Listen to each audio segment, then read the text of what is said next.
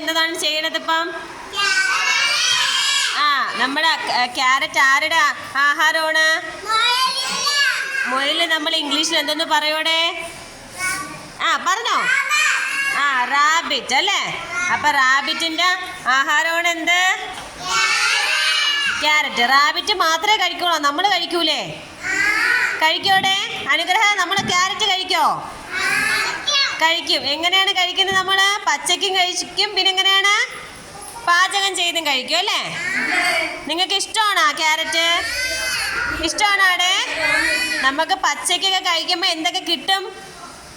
നല്ല ആരോഗ്യം കിട്ടും അല്ലേ? നമുക്ക് പെട്ടെന്ന് പല്ലൊക്കെ നേരെ പെട്ടെന്ന് വരും. പിന്നെന്താണ്, കണ്ണിനൊക്കെ കാഴ്ച കിട്ടും അല്ലേ? നല്ല ആരോഗ്യം കിട്ടാൻ വേണ്ടി നമ്മൾ എന്ത് ചെയ്യും? ക്യാരറ്റ് കഴിക്കും അല്ലേ?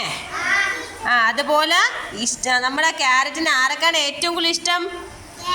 റാബിറ്റിനല്ലേ? ആയിരനെ റാബിറ്റിന്റെ ആഹാരം ഏതാണ്?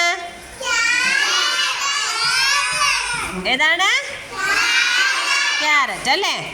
അപ്പം നമുക്കിനി ഈ ക്യാരറ്റ്, നിങ്ങൾ അതിനകത്ത് ലീഫ് ഉണ്ടല്ലോ, പച്ച നിറം കൊടുക്കാണ്ടേ, അത് വീട്ടിൽ കൊണ്ടുപോയി എല്ലാവരും കൊടുക്കണം. പച്ച നിറം ക്രയോൺ ഉപയോഗിച്ച് പച്ച നിറം കൊടുക്കണം. കേട്ടാ ഇസ്രത്തെ?